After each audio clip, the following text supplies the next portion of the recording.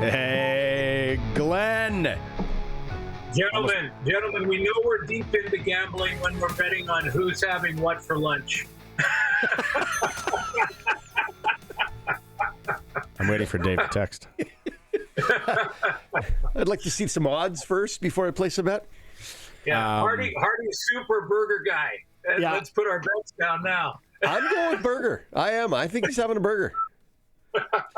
Were you able to catch our interview with the new commissioner? And then obviously this morning, he, I guess, addressed the masses. Your main takeaways, Glenn, off the hop. Yeah, I did. I saw both, obviously, and I saw yours, and I strongly recommend that listeners check it out. I mean, I know you said you're going to play it again, and it's on the website as well. That's where I saw it because I didn't catch it live, so I went back and got it off the website. But excellent. It's an excellent example of kind of not only sort of the mission statement or what Stewart Johnston wants to do in his first 100 days.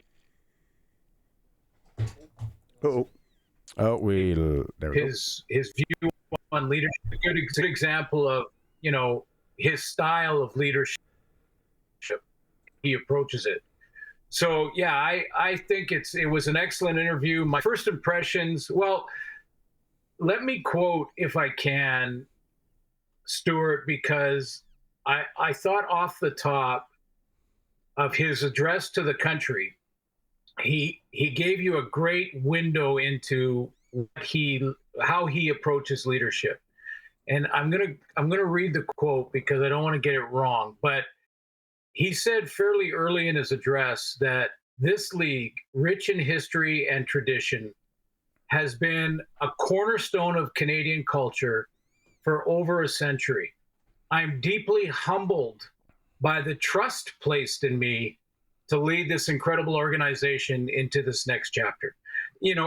Unquote. To me, that is a great window into his style of leadership. It's not, I'm in charge now, and it's not, I've won some kind of prize because I'm the commissioner. It's, I'm humbled by this. I understand the responsibility, and let's go to work together to improve this game. So right off the hop, I thought it was great that he gave anyone who was watching a chance to kind of get a window into who he is and how he leads. It's a great way to put it because he came across as a leader, rather that boss leader sort of analogy, right? He's not the boss, he's a leader, and he's got a responsibility. He's the steward of the CFL in terms of bringing the league forward and working with everybody to get the best out of it. So there's a lot of language he used, like you say, that was really, really correct.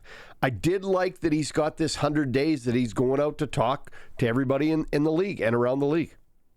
Yeah, again, that's, a sign of the humility and the responsibility. Let's hear from all the opinions, from all the different markets that are slightly different and how they sell tickets and how they, want to increase the engagement with the fans and the fan day experience or the game day experience.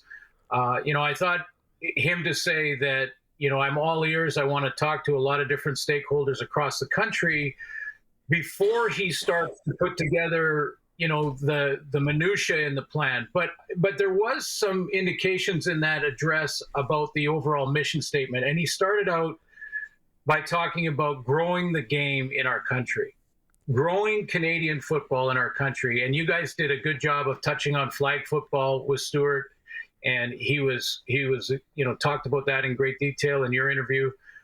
So he sees that. He sees the importance of getting kids excited about the game and then continuing to grow the game. And once you do that, the professional part of the game takes care of itself. You have fans, you have, athletes coming up through, Canadian athletes, Canadian football players. One of the reasons hockey is so popular in our country is because kids start playing when they're 3. Maybe that's an exaggeration, but no, it's true. It's close. Yeah. And parents are psycho. Yeah, and parents are crazy. Yeah. No, that's a good point. And I liked his what was it, 100 days of listening. And I don't know where that extends to. He kind of touched on that. You can go back and listen to it. But Glenn, and I brought up the question to him about new Canadians. And he came back with, I think the start is to get a football in their hands. And that is it. I've seen it. I've coached it. I see it in the amazing league we have here. And it is such an awesome sport. And the flag game is so exciting. It's just getting that football in the hands of these kids. Now, the one thing that I would say, and this is maybe just the way my brain works, is I would go to some of these groups. I think don't they have a Punjabi play-by-play of the CFL in one of the leagues? Yes.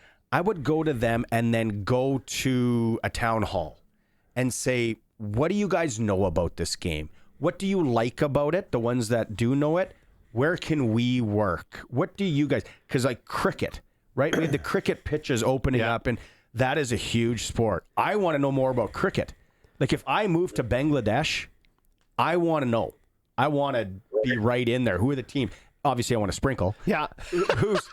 But it's, it's just getting to that grassroots. And that's where, we had some text messages here, very political, very politician-like. Well, of course.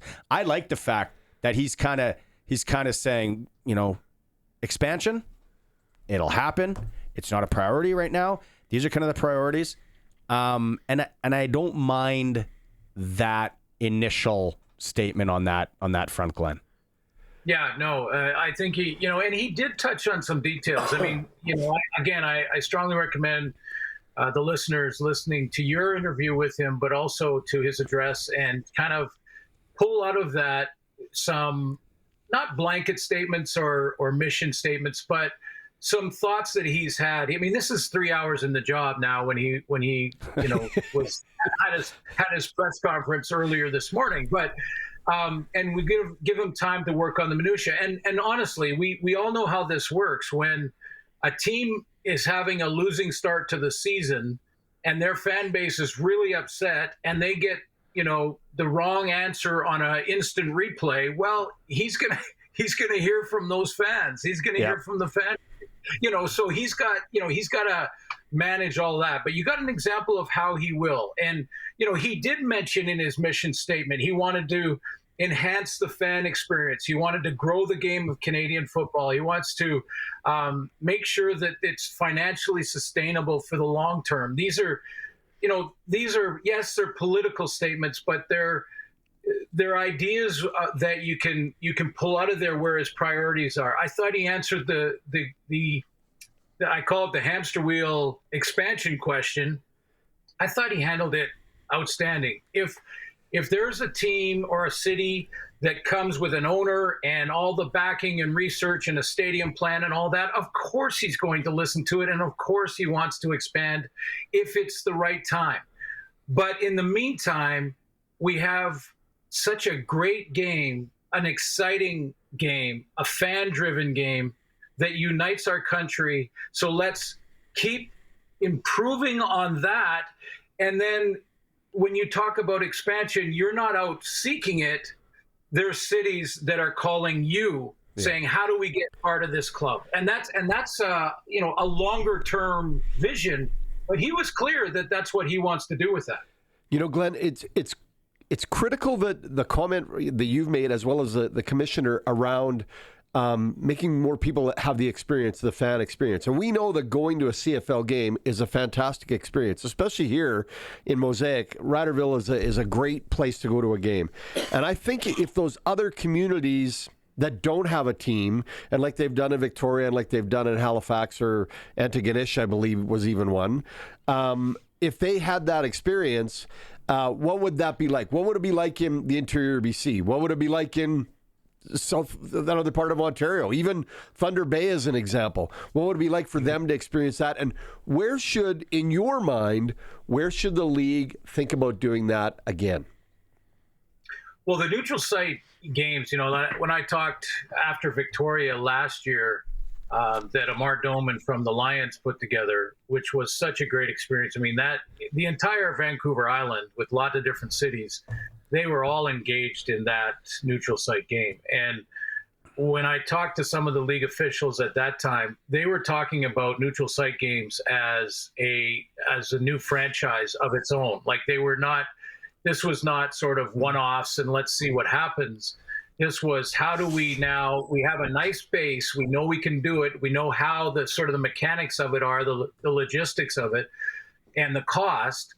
So now let's start to make this a franchise, and that you'll have neutral sites in a lot of different places. You need the field to be right for player safety and all those things, but they've done it enough now, and they've seen the response from fans in fan bases that don't have a team, and how important it'll be for them, and how it helps to unite our country again. He mentioned how patriotic we are right now, which we've talked about before, and how to possibly leverage that even more. He talked about, and I thought this was so important. You go back to some of the narratives that were coming out of the league office during the pandemic or right around it. We were talking about some things that were quite disturbing to a lot of fans of our game, including me, and that we maybe should be changing it drastically. He talked as a priority today about maintaining the integrity of the game. And that to me means we have a fantastic game.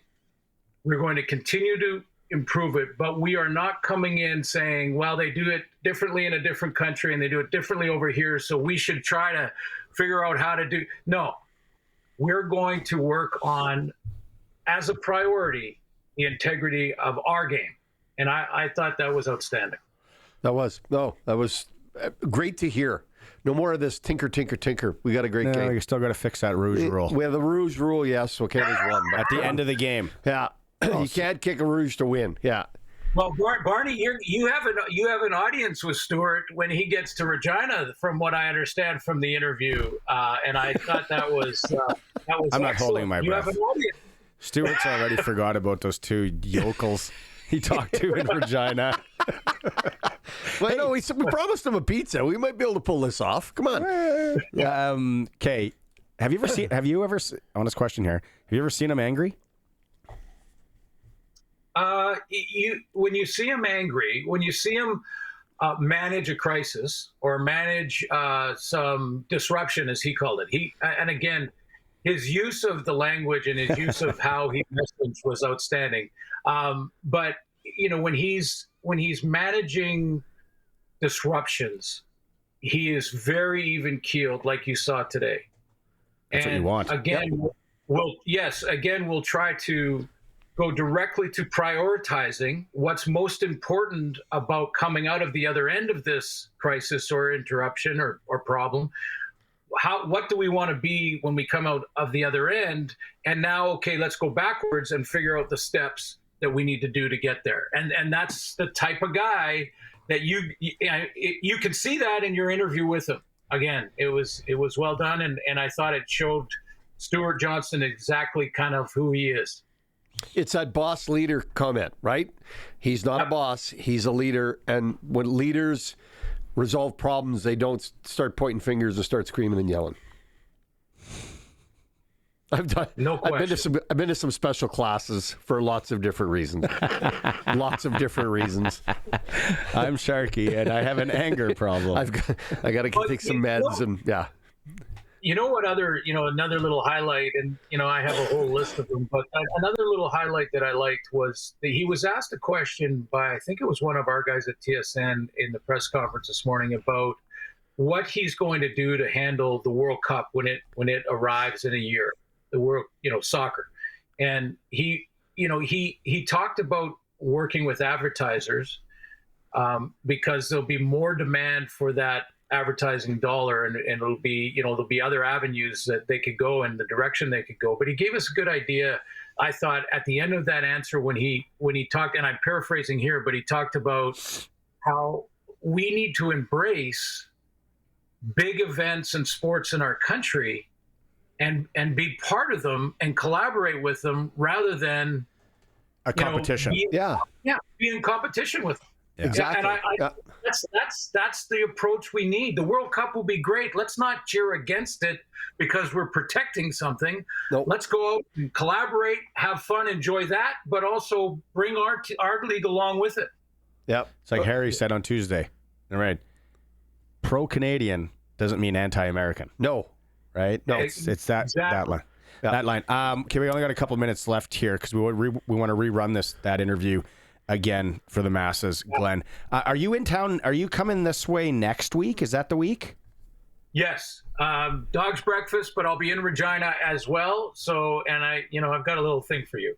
I got a little Lots of people do. What day are you coming here? Don't say Wednesday. Well, it's the 30th. I think I'm in. And then I come back after the Dog's Breakfast in Saskatoon. I'm going to drive up to Saskatoon for Dog's Breakfast. Luke Wilson will be there.